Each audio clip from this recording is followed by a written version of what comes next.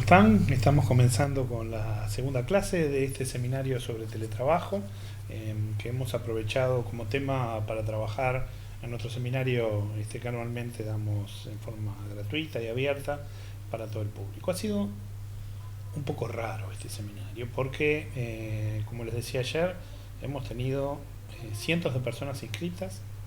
De estos cientos de personas inscritas, sin embargo, en el directo están participando muy poquitas personas, que pocas pero buenas, que eso es importante.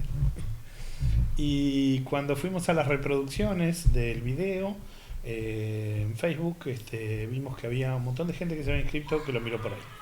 Hoy no lo vamos a estar emitiendo por Facebook, solamente el primero lo hicimos con la idea de difundir. Si quieren ver un curso gratis, lo menos que pueden hacer es inscribirse y hacer un mínimo esfuerzo, si no, las cosas que son demasiado sencillas a veces ni siquiera las llegamos a utilizar. Pero bueno, nos pasó que ya vamos como en 400 vistas en Facebook, más ya debemos estar llegando a las 500. Así que nos quedamos contentos de que por lo menos está siendo de utilidad el seminario y el tema. Me había quedado preocupado de haber agarrado el tema de tiempo, de haberlo agarrado tarde, de no haber llegado a tiempo para poder trabajar esto que nos preocupa a todos, que es el tema del trabajo remoto, o por lo menos a una buena parte de los trabajadores. Yo siempre he tomado temas que tienen que ver con todo el mundo del trabajo. El año pasado trabajamos la búsqueda de empleo, años anteriores trabajamos la relación con los jefes, en algún momento trabajaremos cómo lidiar con personas difíciles. Vamos tomando temas que tienen que ver con la actualidad, con lo que vamos viviendo y sobre todo con lo que durante el año vamos recogiendo de preguntas de nuestros clientes, de nuestros pacientes, de nuestros estudiantes, de las personas que nos consultan y que nos llevan a esto. Me comentaron ayer que apenas me presenté, solo dije mi nombre, Gonzalo Fuentes, soy psicólogo. Había preparado una pequeña presentación, simplemente que uno después se engancha con el tema y estaba interesado en darle los contenidos de repente y olvidé un poco las formas, cosas que a veces pasan, pero bueno, vamos a compartirlo hoy y les voy a comentar un poquito quién soy yo. Para aquellos que no me conocen, soy psicólogo, soy uruguayo, trabajo en la región del Mercosur desde el año 2004, en donde 2003, 2004, en donde tuve la oportunidad que me invitaron a trabajar desde Argentina, en el proceso de reconstrucción de Argentina a la salida del 2001, ya en el gobierno de Kirchner, con una integración a un proceso, un plan estratégico, una institución maravillosa que la nombré ayer, que es el INTA, a la cual agradezco hasta el día de hoy. Y bueno, a partir de ellos empezaron a salir también otros trabajos a nivel regional, Paraguay, Brasil, y luego fuimos expandiendo fronteras. Por supuesto que continuamos trabajando en nuestro país, en Uruguay, que es como un gran laboratorio de relaciones laborales. Tenemos de las relaciones laborales más avanzadas en el mundo, tenemos de los sistemas de recursos humanos más avanzados en el mundo. Es más, tenemos un grupo muy fuerte de trabajo en psicología de las organizaciones y el trabajo que se desarrolló hasta el 2008, 2009, les diría que 2010 dentro de la Universidad de la República, y luego se ha ido expandiendo, entre otros lugares en pliegues. Yo vengo de ese grupo y me abrí, otros colegas brillantes como Beatriz Martínez o como Luis Leopold, que ocupa importantes cargos a nivel de la universidad, han marcado este sendero con sus producciones bibliográficas y con sus movimientos de integración a nivel de Latinoamérica, de esfuerzos para pensar el mundo del trabajo. Estamos tratando de hacer nuestro aporte y recogiendo todo este avance que tenemos a nivel social en Uruguay y tratando de llevarlo a otros lugares, porque también nos pasa de que de otros países nos dicen, ¿y esto cómo lo resolvés? Y son cosas que de repente nosotros ya tenemos resueltas o que de alguna manera las enfrentamos y encontramos vías de solución. No todas las soluciones sirven para todos los lugares, tampoco hay que creer eso. Hay que tratar de entender las culturas locales y hay que poder trabajar con lo que tenemos en cada uno de los lugares de trabajo. Pero las experiencias sirven, y sirve también el hecho que podamos ir haciendo, recogiendo el conocimiento, lo que las propias relaciones laborales han ido desarrollando a lo largo del camino. En Uruguay tenemos un sistema empresarial y un sistema sindical, además de una participación de los ministerios y los representantes estatales de muchísima riqueza en la discusión, en el trato de los temas. Por supuesto que hay confrontaciones, hay conflicto. El conflicto es inherente al mundo del trabajo. No hay trabajo si no hay situaciones de conflicto. Es muy raro que haya un trabajo en el cual durante mucho tiempo no existan conflictos. El tema es que los conflictos no todos tienen que ser de alta intensidad y nos hemos ido preparando para poder digerir estos conflictos dentro de las organizaciones y tratar que las organizaciones prevean estas situaciones para poder minimizar el impacto de los mismos. De esto se trata nuestro trabajo y de esto también se trata la clase de hoy, de teletrabajo en sus elementos organizacionales. Vamos a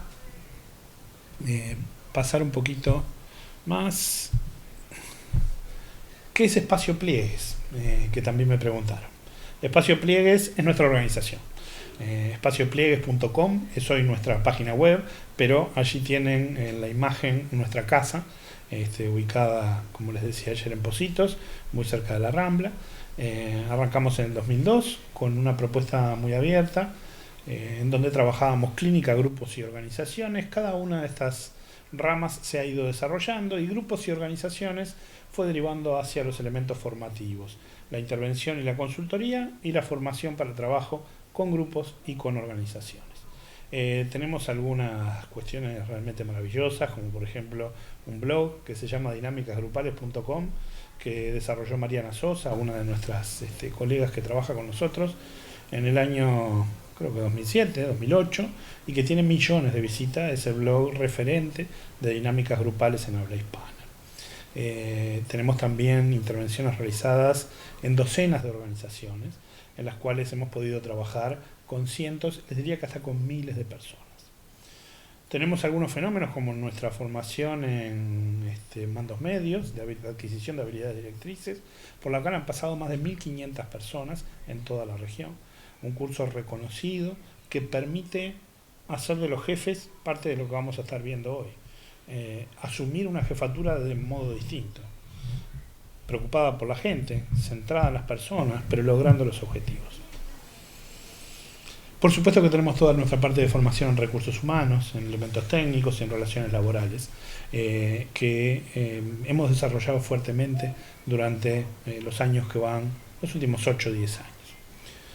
Allí nos encontramos, esta es nuestra organización, somos un conjunto de profesionales que prestamos servicios a las empresas, desde selección de personal hasta procesos de gestión del cambio, pasando por todas las prácticas de recursos humanos, y además desarrollamos un fuerte polo de formación porque queremos transmitir lo que surge de nuestra práctica y de esta manera transformarlo en una investigación productiva. Esta es nuestra concepción, así trabajamos. Nuestro objetivo es que las personas sean felices en su trabajo. Y es un objetivo que siempre tenemos presente y por el que vamos día a día.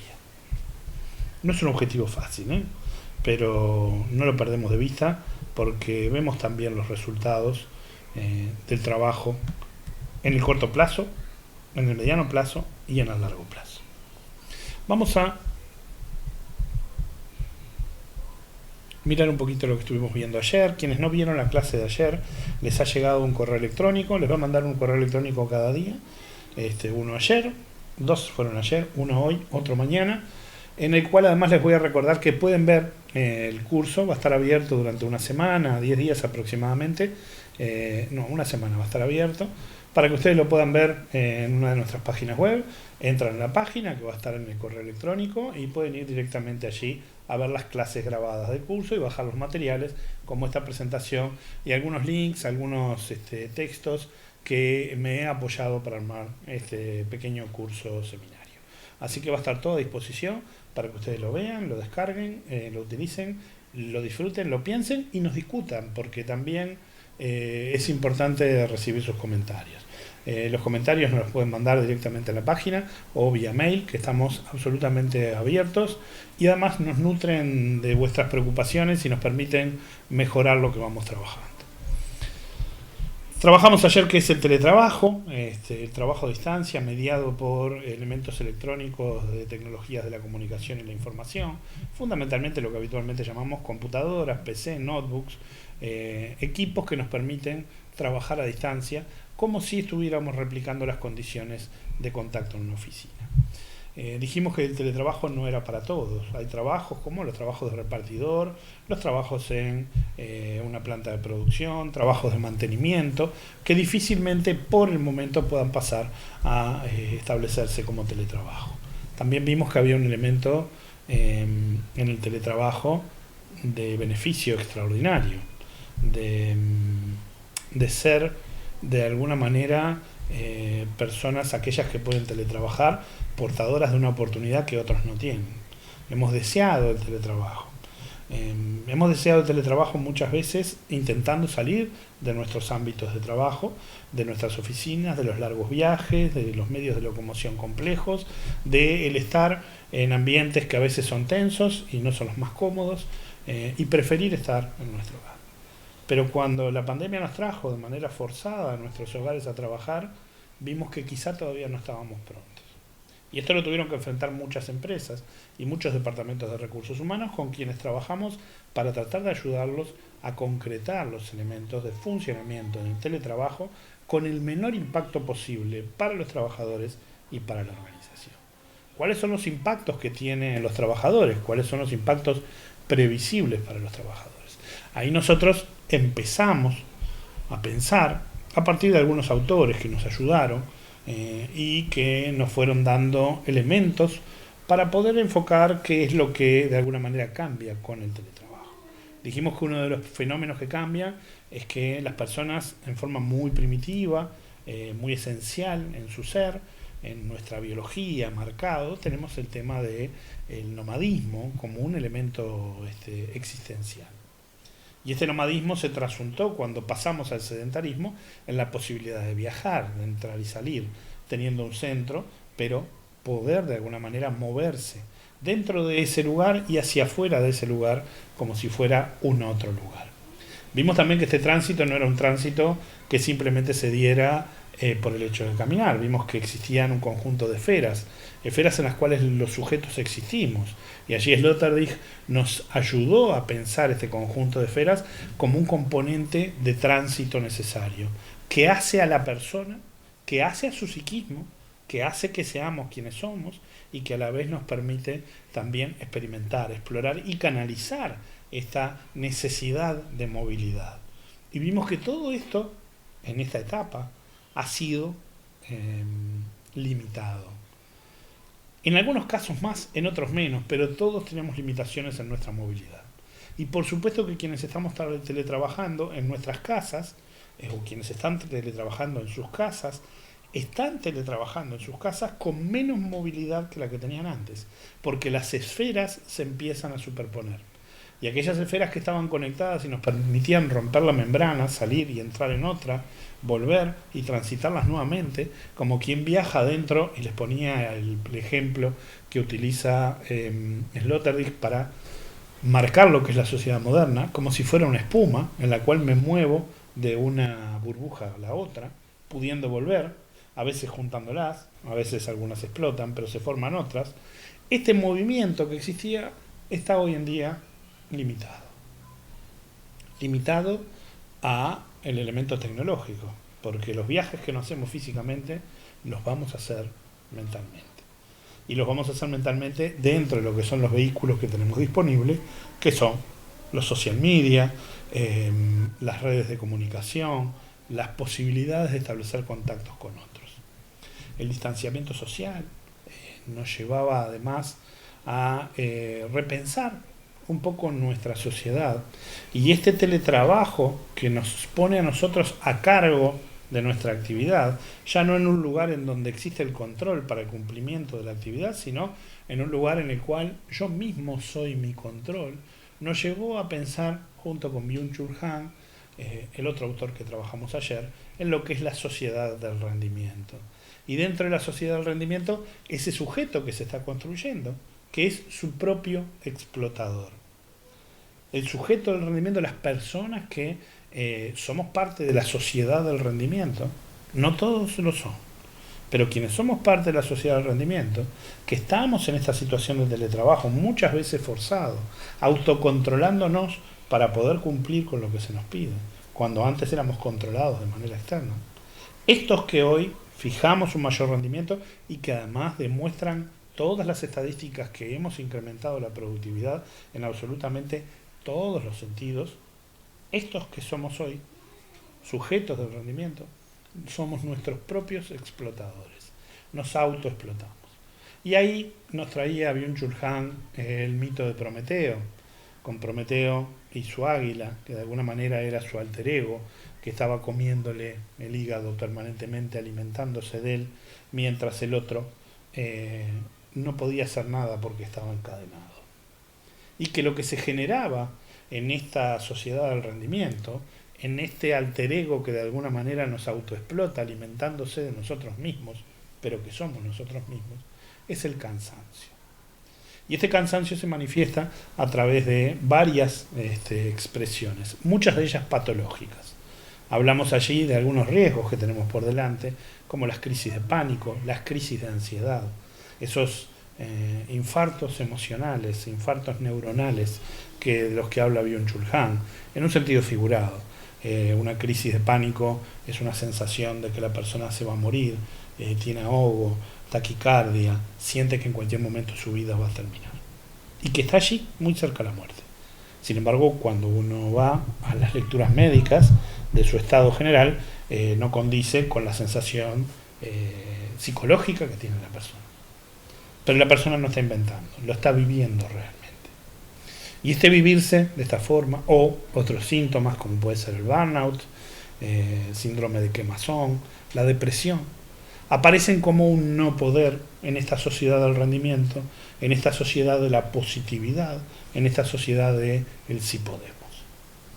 Dijimos que había que leer a Byung-Chul Han con ciertos reparos, porque no es lo mismo la sociedad alemana a esta altura de la vida que la sociedad en las calles de Asunción, en Paraguay. Somos muy distintos, tenemos formas muy distintas de vivir, o en San Pablo, o en Lima. Tenemos formas distintas de vivir y transitar nuestras vidas. Pero algunos de estos elementos van apareciendo y van marcando. No es lo mismo Düsseldorf 2020 que la ciudad de Tacuarembó en el 2020. No es lo mismo. No es lo mismo Posadas en el 2020 que Londres en el 2020. Pero aún con las distancias que tienen cada uno de estos lugares, tienen muchas cosas en común. Y estas cosas en común, a veces no estamos tan preparados como otros para hacerlas. Es uno de los problemas que pasa con el teletrabajo. Dijimos entonces, a partir de estos tres autores, que fijábamos estos elementos como problemáticos. Y nos dijimos también cómo hacemos desde las organizaciones, porque quienes trabajamos en las empresas somos responsables por velar por la buena posibilidad de trabajo de las personas. Este es uno de los requisitos básicos de quienes trabajamos en recursos humanos y quienes supervisamos personal. Tenemos que velar porque las personas tengan la posibilidad de trabajar bien. Así vamos a ver que hay un conjunto de principios y elementos que tuvimos que empezar a considerar para rediseñar el trabajo. Y rediseñar el trabajo implicaba rediseñar las posibilidades de que la gente pudiera hacer su trabajo de buena forma. Lo primero con lo que nos encontramos fue el miedo, el pánico, absoluto.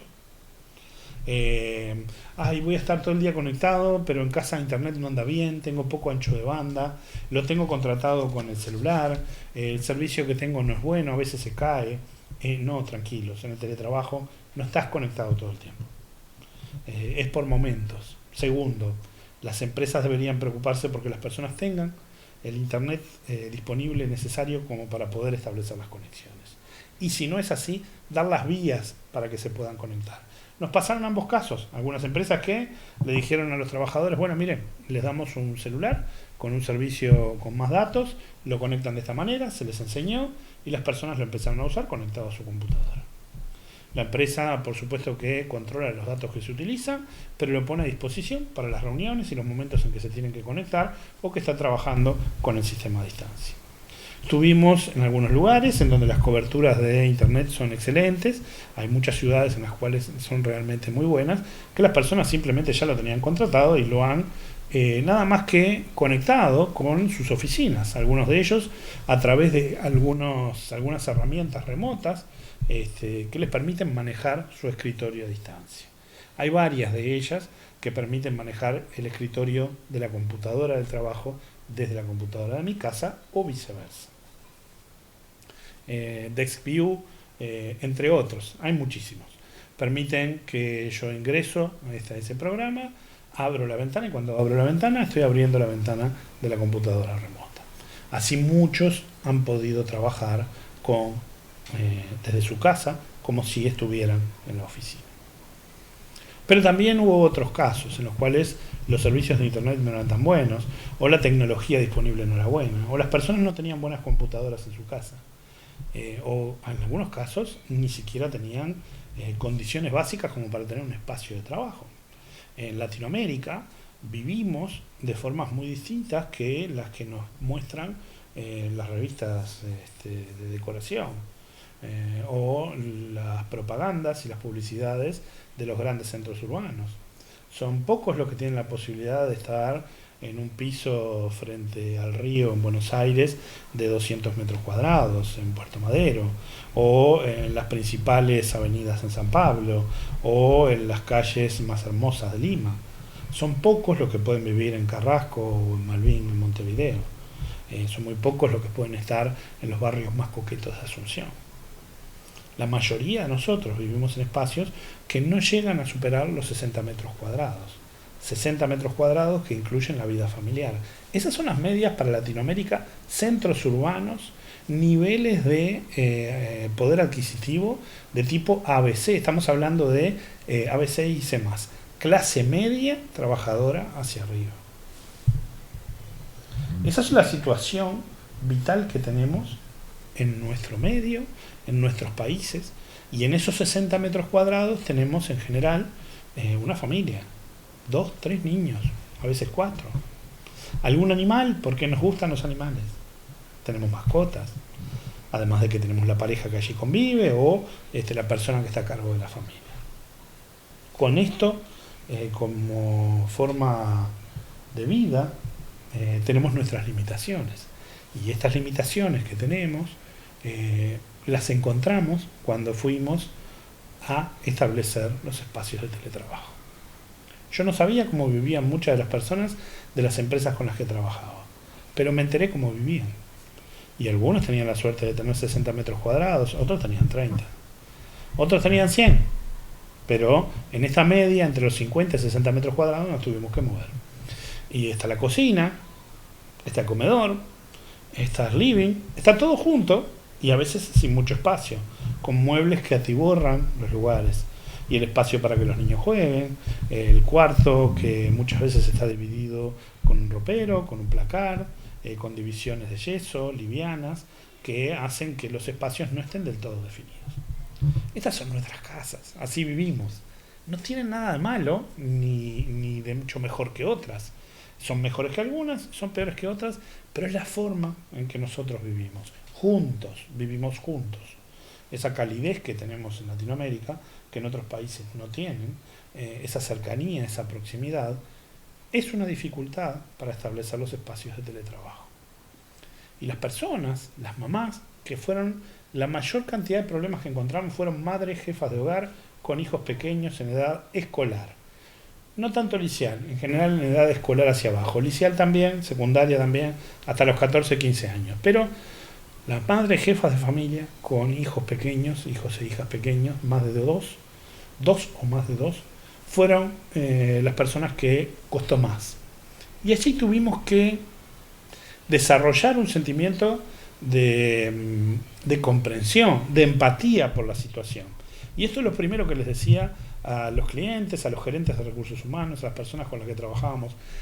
Hay que tratar de empatizar con la situación que tiene la persona. A algunos los llevé a las casas de sus propios empleados. Los hice ir para que vieran cómo vivían. Porque no comprendían por qué la persona no podía tener una computadora en un escritorio. Es más, le mando la computadora y el escritorio, sí, pero no le entran a casa. No es esa la solución. Hay que buscar otras soluciones. Hay que construir soluciones a medida. Y este es uno de los grandes aprendizajes. En el teletrabajo, para que las personas se puedan instalar y llevarlo adelante de manera eficiente, tenemos que conocer sus condiciones de vida. Y conociendo sus condiciones de vida tenemos que llegar a un acuerdo con la persona y por sobre todas las cosas, la persona tiene que llegar a un acuerdo con su familia, que esta es la parte más difícil. ¿Cuándo trabajaban? Cuando los niños estaban en la escuela. Y en época de pandemia, los niños no van a la escuela. Con lo cual se hacía doblemente difícil. Estar en la casa sin poder salir, con niños encerrados y además sin ir a la escuela, sin tiempo para trabajar. No entender eso es no entender nada. En algunos casos optamos por dar licencias. Dimos hasta 2 meses, 3 meses de licencia. En algunos países en donde además hay sistema de seguridad social y se puede, además de las licencias, dar paros con cobertura estatal, seguros de paro, o como se llamen en los distintos lugares. Este tipo de beneficios permitió que muchas personas pudieran, aún con una disminución salarial, en algunos casos, en otros casos logramos que la empresa cubriera parte de esta diferencia, o toda la diferencia, en varias de ellas, las personas pudieran acomodarse en su casa mientras estaban en el paro. Pero tampoco es una situación que puede eternizarse. 2, 3, 4 meses, no mucho más que eso, más 2 de licencia, y la pandemia va llevando ya 8, 9, 10 meses. Depende del país en el que estemos. Las medidas, además, que parecen ir aflojándose, vuelven a levantarse con las segundas olas de contagio. Así que nuevamente hay restricciones. Y vamos a seguir en este juego de apertura y cierre durante seguramente buena parte del 2021. Todo esto va a depender de la tan ansiada vacuna, que todavía no aparece, y aun cuando aparezca, va a llevar un tiempo distribuirla para bajar los factores de riesgo. Así que les diría que preparémonos, por lo menos, que vamos a tener esta situación durante todo 2021, que nos fuerza al teletrabajo. Pasó el paro, los niños no volvieron a la escuela o volvieron parcialmente. ¿Cómo hago para que esa persona trabaje? Y en algunos casos tuvimos que hablar con las personas, sentarnos, ver cómo era su situación familiar y ayudarlos a resolver. Hicieron contratos con su familia, contratos firmados, se escribieron, con él, lo firmaron todos los integrantes de la familia, en actos que realmente son muy emocionantes, muy emotivos, porque ponen a la familia a proteger el trabajo de la mamá o del papá, a cuidarlos, y los cuidan muy respetuosamente, aprenden a cuidarlo. Cuando entienden el rol y la función, aprenden a cuidarlo. Pretendían que trabajaran 8 horas por día en su casa. Es muy difícil. Es muy difícil tener esa pretensión. Y esa pretensión tiene que ver con uno de los puntos que lo tenemos en pantalla, que es que el teletrabajo el teletrabajo es asíncrono. Mientras que el trabajo cuando estamos juntos es sincrónico. ¿Qué significa ser sincrónico? Que todo se puede mover al mismo tiempo. Cuando estamos en la oficina, quien está realizando las llamadas a los clientes para la cobranza, ya está pasándole inmediatamente a quien tiene al lado los clientes a los que llamó y los números de cuenta en los cuales van a debitar y en qué día van a debitar, y esta persona ya está avisando para que se generen los registros contables. Este proceso, que se da en forma seriada pero todo al mismo tiempo, se permite porque están todos juntos. El estar todos los trabajadores juntos en el mismo lugar, administrativos, vendedores, call center, etcétera, etcétera, todos aquellos que hoy pueden estar teletrabajando, porque les reitero, el teletrabajo no es para todos, es para aquellos en esta etapa que hacen su trabajo mediados por sistemas informáticos, fundamentalmente. Este trabajo que comparten en la oficina es un trabajo sincrónico. Vamos a poder hacer las cosas al mismo tiempo. Vamos a poder resolver problemas todos juntos simplemente parándome y preguntando en la oficina. O yendo al lugar del otro. O cruzándomelo en el pasillo y preguntándole. Estamos ahí todos al mismo tiempo. Compartimos un horario de trabajo. Compartimos un espacio de trabajo. El teletrabajo es distinto. El teletrabajo es asincrónico.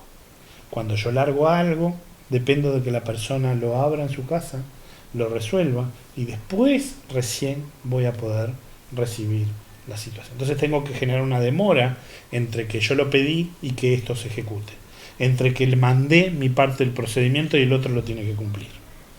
Esta asincronicidad, esta falta de temporalidad se agrava cuando además en las oficinas se trabaja con distancias importantes. Se dan casos, y se dieron casos, en los cuales las personas se volvieron a sus ciudades de origen y teletrabajan a 500 kilómetros, a 900 kilómetros, a 1500 kilómetros de su oficina original. Con lo cual, la distancia favorece o desfavorece la sincronicidad. Y lo que hace es aumentar la asincronicidad. Pero la conocemos hace tiempo, la asincronicidad, porque la hemos tenido que vivir con empresas que tienen trabajadores en distintas partes del mundo. Es así que, por ejemplo, cuando trabajamos con empresas de IT, de tecnología de la información o de desarrollo, ya hace tiempo que venimos seleccionando personal en distintas partes del mundo para una empresa que tiene una casa matriz en un lugar. Y sin embargo tiene trabajadores en la India, en Madrid, en Lima, en Bogotá, en Ciudad de México o en Guatemala. Y estos trabajadores que están en distintos lugares del mundo tienen usos horarios muy distintos, lo cual hace que todo el trabajo sea asíncrono, porque cuando unos están despiertos, los otros están durmiendo. Y esta asincronicidad forzada por las distancias nos ha enseñado muchas cosas sobre los sistemas de trabajo. Una de ellas es que hay que tener bien claro cuáles son los procedimientos. Lo segundo es que hay que tener bien claro qué parte del procedimiento corresponde a cada uno. Y cuando el procedimiento se tranca, ¿quién es que lo destranca? Este trabajo sobre los procedimientos es algo que se hace en el día a día, en el cuerpo a cuerpo. La persona no puede quedarse con las manos atadas en su casa esperando que alguien lo resuelva sin saber quién lo va a resolver. Los informáticos, además, muchas veces, que son quienes pueden resolver muchos de estos problemas, porque pueden ser problemas de conectividad, problemas de la página web que se cayó, problemas de que no anda el servidor o que las cosas están demorando en entrar, tienden a creer que las personas son inteligencias artificiales. Lamentablemente piensan que si nos envían algo como estímulo, nosotros vamos a egresar una respuesta que va a ser siempre la misma. Y las personas no funcionamos así. Así que tuvimos que trabajar con los equipos de informática. Y nos juntamos con ellos y trabajamos fuertemente. ¿Para qué? Para que también pudieran tener la misma empatía que le estábamos pidiendo a las personas de recursos humanos, que naturalmente tenían que tenerla y no la estaban teniendo. Fíjense que si la gente de recursos humanos debía desarrollar un trabajo sobre su propia empatía porque no lo estaba resolviendo, imagínense las personas de soporte, como por ejemplo los de informática, que naturalmente son personas mucho más distantes. Tuvimos que trabajar la empatía de estos grupos, que pudieran comprender la situación del otro, las ganas de mantener el trabajo, el temor a perderlo y al mismo tiempo las dificultades para llevarlo adelante. Y fuimos generando sistemas distintos en cada caso. Algunos de ellos los analizamos en nuestros cursos, en el curso de analista, en donde hemos visto muchos casos de estos. O los trabajamos en los casos, en diversos seminarios o charlas que vamos dando. Pero lo interesante, lo importante a esta altura del partido es entender que hay soluciones para cada caso si nos centramos en cuáles son los procedimientos, quiénes son los responsables de cada etapa del mismo y, por sobre todas las cosas, quién resuelve cuando el procedimiento se tranca. ¿Es el jefe? ¿Es informática? ¿Es la gerencia? ¿Es el otro sector? ¿Quién resuelve? Y eso tiene que estar muy claro. Aprendimos algo más. En el trabajo remoto, los sistemas de información tienen que modificarse. Y por sobre todas las cosas, la gestión de la verdad. Esto hace que los jefes se sientan absolutamente inseguros. Tenemos un conjunto de gerencias en Latinoamérica, en general las escuelas de negocios y la formación managerial, la formación de habilidades directrices, es una formación centrada en la seguridad, no en el riesgo. No gestionan el riesgo, gestionan la seguridad. Buscan la repetición de las situaciones para poder mantenerlas en el tiempo. No lo hacen por ser malas personas, lo hacen porque lo más seguro es lo que te hace mantenerte donde estás. Ese es uno de los factores del gran atraso que tenemos en Latinoamérica respecto a otras sociedades en las cuales los profesionales tienen muchísimas más libertades y son mucho más creativos. Hemos podido trabajar en ambientes, empresas y lugares en los cuales se nos preguntaba quién lo va a hacer, se nos preguntaban después de saber quién, conocernos, nos preguntaban qué vamos a hacer y nos decían nos vemos en 6 meses, espero los resultados. Este tipo de situaciones en Latinoamérica no son habituales Les diría que en Iberoamérica. En España hay un poco más de cultura de apertura, pero tampoco es nada del otro mundo. Somos sociedades muy conservadoras en la conducción de empresas y eso hace que las empresas sean repetidoras. Los niveles de innovación son relativos respecto al primer mundo y esto no es por carencias en la formación técnico-científica, es por carencias en la formación managerial. Nuestras escuelas de negocios siguen siendo muy limitadas. Le enseñamos a las personas a hacer negocios, a cómo vender, a cómo administrar el presupuesto, a cómo gestionar la escasez, pero no les enseñamos a manejar el sí mismo, a confiar en las personas, a armar equipos y a trabajar tratando de hacer que las cosas sean mejor siempre. Un gerente satisfecho en Latinoamérica es un gerente que logra los objetivos. Sin embargo, para mí, eso es lo mínimo que se puede hacer. Un gerente satisfecho en otros sectores, en otros países, en otros tipos de empresas, son aquellos que hacen que sus objetivos sean dinamitados porque les pasaron por arriba. Pero no solamente los objetivos del negocio, las personas los reconocen como tales, se inspiran en ellos, los toman como modelos. Muy pocos dirigentes en mis años de trabajo he visto que reúnen estas condiciones en Latinoamérica. Así que el tema managerial es el que se siente más cuestionado, el sistema managerial es el que se siente más cuestionado cuando empezamos a trabajar con sistemas de información. Sistemas de información que se apoyan en tecnologías, pero que no resuelven todo.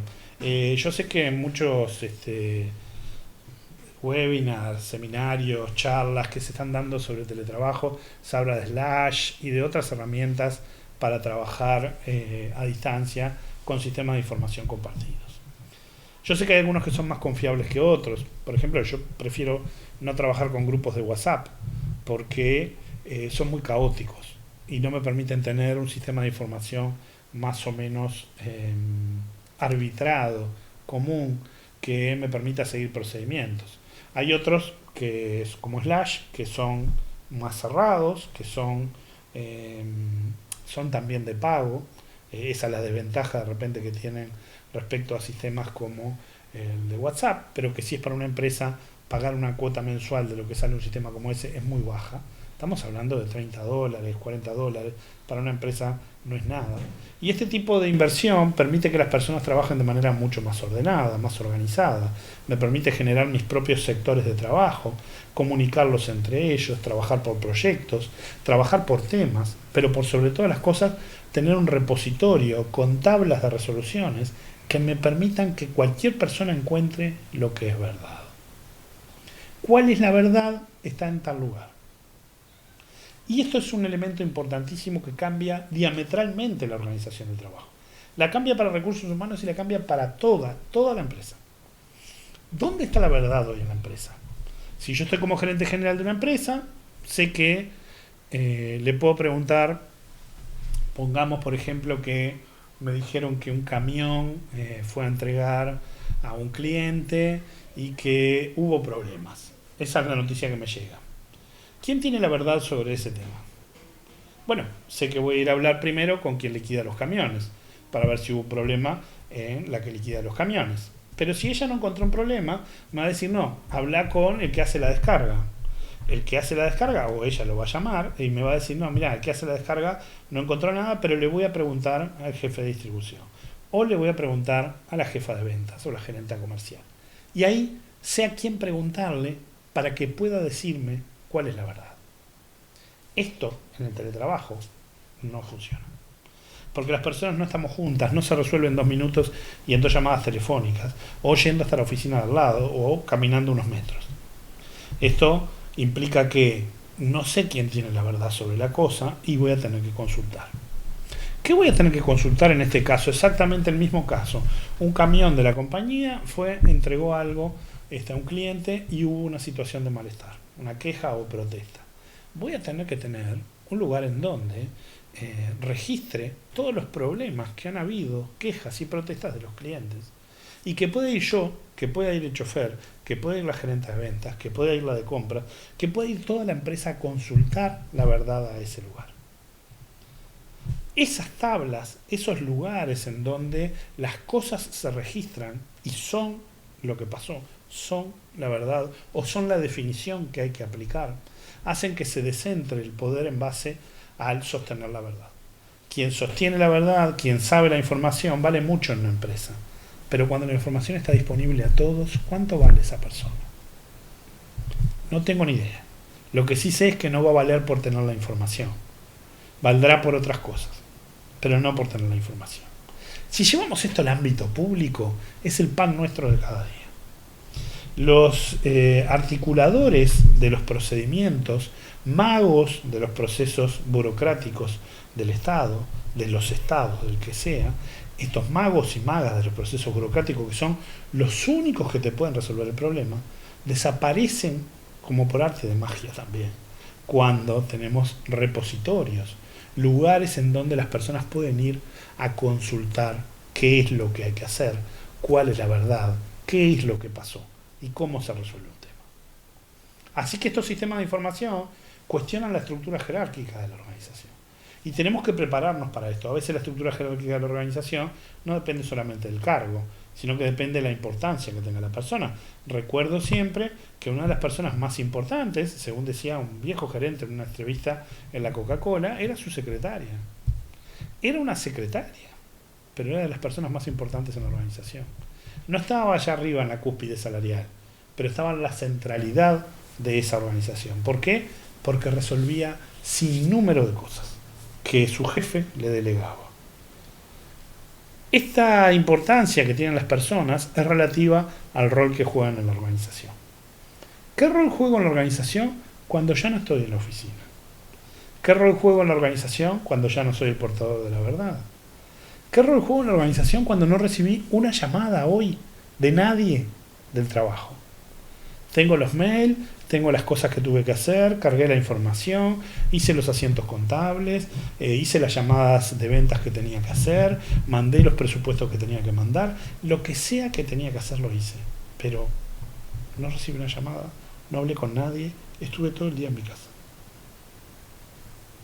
¿Qué importancia tengo? Y esto también lo tuvimos que trabajar. Y lo tuvimos que trabajar fuertemente con nuestros colegas de recursos humanos y tuvimos que trabajarlo para diseñar algunos sistemas que me parece que logramos en ciertos casos un nivel óptimo. ¿Qué hicimos? Escuchando a un youtuber, después les dejo el link a su canal, se dedica a analizar música, es muy bueno, es español, es un crack, realmente me encanta. Jaime Altozano se llama. Escuchando a Jaime Altozano en uno de sus programas donde estaba analizando música, cuenta su dinámica de trabajo y me gustó muchísimo. Se conectaba a la tarde en Twitch, que es una red social para gamers, en donde comparten juegos y están horas conectados los muchachos y las muchachas jóvenes, compartiendo, discutiendo, tienen un chat, conversan, ven a los otros jugar, ellos mismos se desafían. Y se conectaba a Twitch durante 2 horas o 3 horas a determinada hora del día y trabajaba durante X tiempo. Después hacía un parate de 10-15 minutos en donde conversaban de cualquier cosa y seguían trabajando. Y empezamos a hacer esto. En algunas de las empresas con las que estamos trabajando y funcionó muy bien. Esa sensación de soledad que tenían, esa sensación de lejanía, se empezó a acortar. Y estos tránsitos de las distintas esferas, que de alguna manera se coartan por las limitaciones en las libertades de circulación física, empiezan a limitarse cuando empezamos a conectarnos con otras esferas significativas para las personas. Así, por ejemplo, en una oficina con 7 o 8 personas, todos los días, a la 1:30 de la tarde, se conectan todos en el Zoom, simple y sencillo. Y en este Zoom, simple y sencillo, una de ellas elige la música que va a poner. Todas aprendieron a poner música y que suene bien en el Zoom. Y esta salida del Zoom que tienen les va permitiendo ir compartiendo esta música que tiene algunas características para su selección. No puede ser cualquier música. Tiene que ser música que les permita trabajar. El volumen tiene que estar limitado y si no yo lo puedo bajar. Simplemente si no quiero escucharla, apago el volumen y ya sé que durante este rato no voy a estar escuchando esa música. Pero una persona tiene el gusto de compartir lo que le gusta musicalmente cada tarde. Además de eso, después de estar trabajando durante 50 minutos, tienen 10 minutos de conversación. 10 minutos de conversación en las cuales se van a hacer un café, se arman el mate, en los países que toman mate, o un té, y conversan sobre cualquier tema. Al principio